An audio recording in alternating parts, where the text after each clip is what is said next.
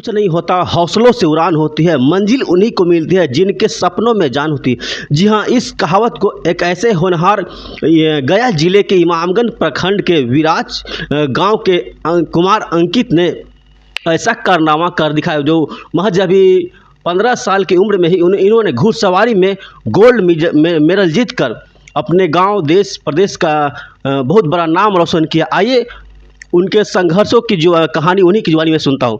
सबसे पहले अंकित जी, मैं हमारे चैनल की तरफ से आपको बहुत बहुत बधाई नेशनल गोल्ड मेडल जीतने पे। चलिए, धन्यवाद। आप बहुत दूर से आए मुझे बधाई देने के लिए, मेरा इंटरव्यू लेने के लिए।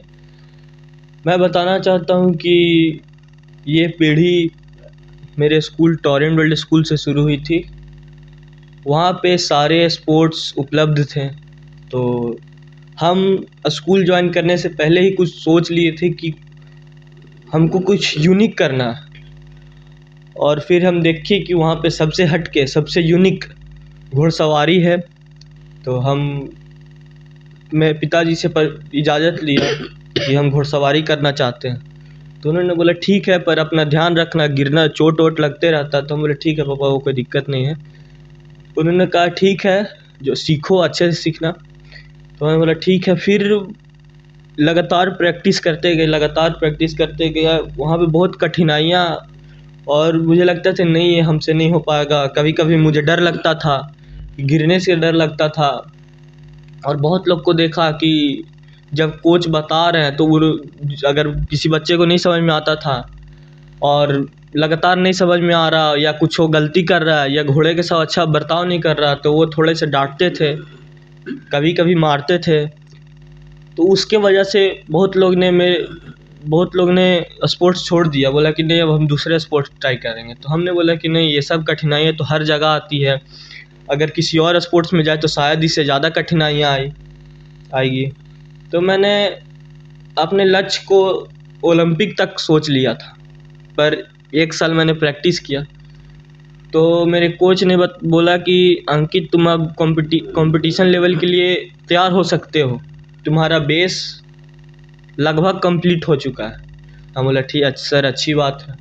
उन्होंने बोला कि तुम कंपटीशन लेवल के लिए तैयार हो सकते हो, लेकिन उसके लिए तुम्हें एक्स्ट्रा प्रैक्टिस की ज़रूरत है। हम बोले सर ठीक है, एक्स्ट्रा प्रैक्टिस करेंगे। तो उन्होंने बोला कि नहीं अंकित, तुम्हारे बोलने से नहीं होता, स्कूल का परमिशन चाहिए।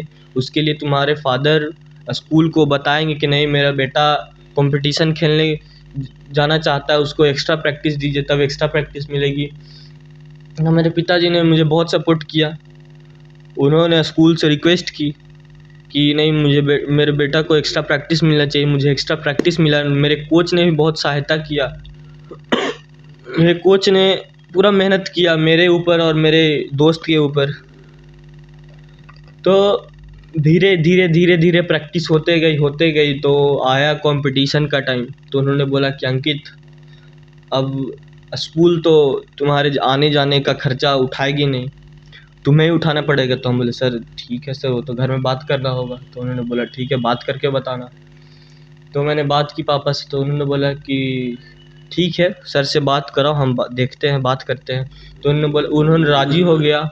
और सबसे पहला क्वालिफाइंग राउंड मेरा दिल्ली में था, और वहाँ पे गए तो क्वालिफाई हो गए।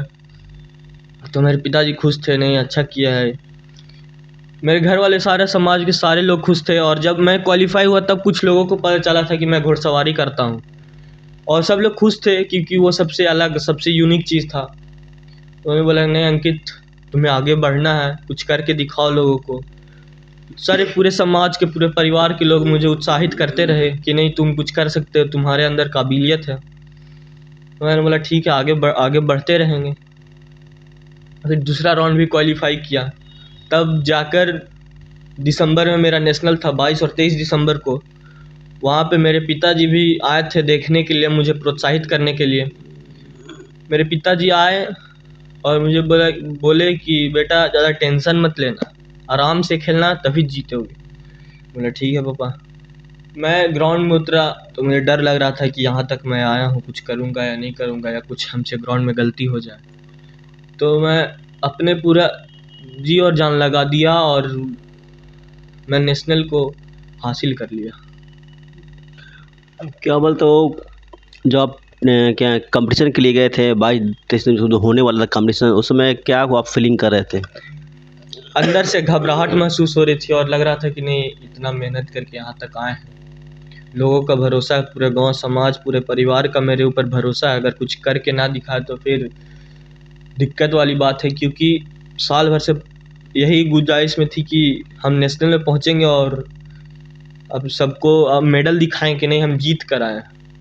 तो डर लग रही थी, घबराहट था, चिंतित थे, तो अंदर से घबराहट लग रही थी।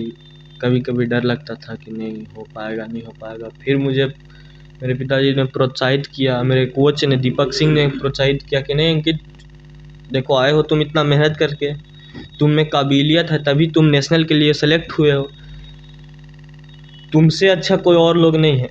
तुम ये दिमाग में बैठा लो कि तुमसे अच्छा कोई और लोग नहीं है। तुम डरना मत कि अरे यार वो तो हमसे अच्छा है, वो हमसे अच्छा कर लेगा, तो करने का कोई फ़ायदा नहीं। तो कोच ने मुझे प्रोत्साहित किया, तो फिर मैं ग्राउंड में प्रदर्शन अपना दिखाया।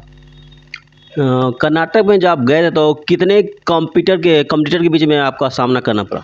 मेरे एज कैटेगरी में 100 से 110 लोग के बीच कॉम्पिटिटर थे मेरे। तो वैसे लोगों को क्या कहना चाहिए जो खेल को खेल ही समझते हैं, उसको पैशन से करियर से नहीं जोड़ कर देखना चाहते हैं, उसको क्या कहिएगा? देखिए, सबसे पहले उन लोगों का दिमाग में यह रहता है कि स्पोर्ट्स में कुछ कैरियर नहीं बनाया जाता, तो वो लोग आधा टाइम स्पोर्ट्स में दे देते हैं, आधा टाइम पढ़ाई में। नहीं देना चाहिए, पर उनका दिमाग दोनों तरफ हो जाता है। तो मैं उनसे कहना चाहता हूँ कि नहीं, अच्छी बात है कि आप पढ़ाई के समय पढ़ाई करते हैं और स्पोर्ट्स के समय स्पोर्ट्स करते हैं, खेलते हैं, तो वो ज़रूरी है मानसिक रूप से और शारीरिक रूप को स्वस्थ रखने के लिए। पर किसी एक चीज़ को आपको लक्ष्य लेके चलना चाहिए। अगर नहीं मानेगा कि नहीं हम तो IAS बन जाएंगे, और अब 2 घंटा पढ़ रहे हो 2 घंटा खेल रहे हो, तो उससे असंभव है IAS बनना। उसके लिए आपको पढ़ाई करनी ज़रूरी है, 1 आध घंटा खेल लीजिए, पर कम से कम तो 5-6 घंटा 7 घंटा आपको पढ़ना अभी से ज़रूरी है। तो किसी एक चीज़ को लक्ष्य बना लीजिए। ऐसा नहीं है कि आप नक्सल प्रभावित क्षेत्र से बिलोंग करते हैं तो आप कुछ कर नहीं सकते हैं, आप मेडल नहीं जीत के ला सकते हैं नेशनल से, ऐसा कुछ भी नहीं है। ये ज़रूरी नहीं कि आप कहाँ से बिलोंग करते हैं, ये ज़रूरी नहीं कि आप कहाँ से बिलोंग करते हैं, ये ज़रूरी है कि आप कितना मेहनत कितना लगन से काम करते हैं। तो मैं उन लोगों को बताना चाहता हूँ कि किसी नए चीज़ से घबराए नहीं, उसका सामना करें, सफलता आपके कदम चूमेगी।